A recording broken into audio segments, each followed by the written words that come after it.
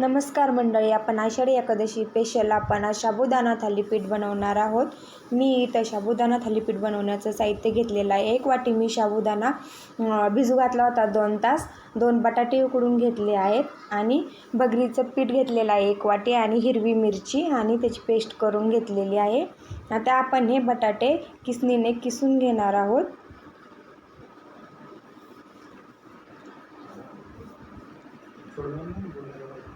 ते बटाटे आपण किसून घेतलेले आहेत। आपण ते भिजलेला साबुदाणा त्यामध्ये घालणार आहोत। आपण हिरवी मिरची पण बारीक करून घेतलेली आहे, ती पण त्यामध्ये घालणार आहोत।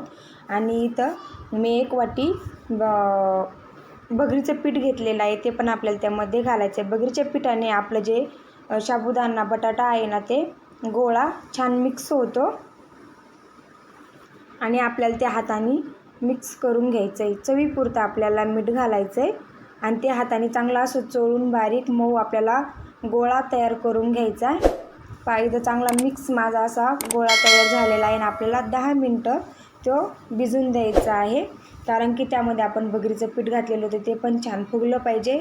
मी इथं पॅन गरम करायला ठेवलेला आहे आणि एक सुती कापड घेतलेला आहे। आपल्याला त्यावर ते साबुदाणा थालीपीठ थापून घ्यायचं आहे आणि आपल्या हाताला चिकटू नये म्हणून आपण थोडंसं पाणी घेणार आहोत आणि पाणी हाताला लावून आपण त्याचा गोळा असा बनवून घेणार आहोत। मस्त असा गोल गोळा बनवून घ्यायचा आहे आणि त्या फटक्यावरती थोडंसं पाणी टाकून ते असं अलगद हाताने आपल्याला ते थापून घ्यायचं आहे। आणि आपल्याला जास्त पातळ पण नाही करायचं आणि जाड पण नाही ठेवायचा, मिडियमच थापून घ्यायचा आहे। जाड जर थापला ना आपला असा कुरकुरीत नाही होत। इथं माझं असं मस्त असं थालीपीठ थापून पण झालेलं आहे। तुम्ही नक्की एकदा घरी बनवून पहा। आषाढी एकादशीच्या दिवशी खायला खूपच छान आणि स्वादिष्ट पण साबुदाणा थालीपीठ लागतं। तुम्हाला नक्कीच आवडेल। माझा व्हिडिओ आवडला तर लाईक, शेअर, सबस्क्राईब नक्की करा। आता हे छान असं थापून झालं आहे। मी इथं पॅन गरम करायला ठेवलेला आहे। आपल्याला त्यावरती थोडंसं तेल घालायचं आहे, जेणेकरून आपलं थालीपीठ त्याला खाली तव्याला चिकटू नये म्हणून।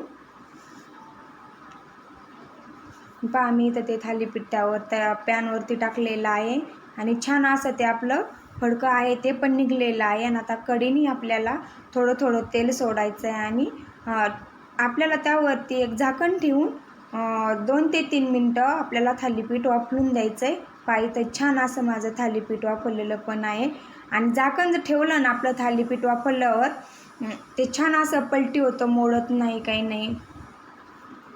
आणि आपल्याला परत थोडं थोडं कढईने तेल सोडायचं आहे आणि असं मस्त छान भाजून घ्यायचं आहे। इथं माझं थालीपीठ मस्त असं भाजलेलं आहे।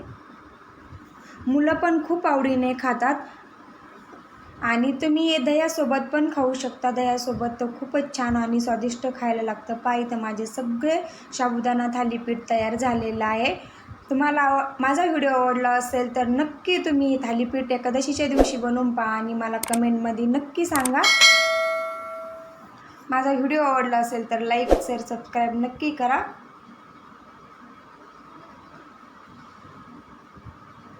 धन्यवाद।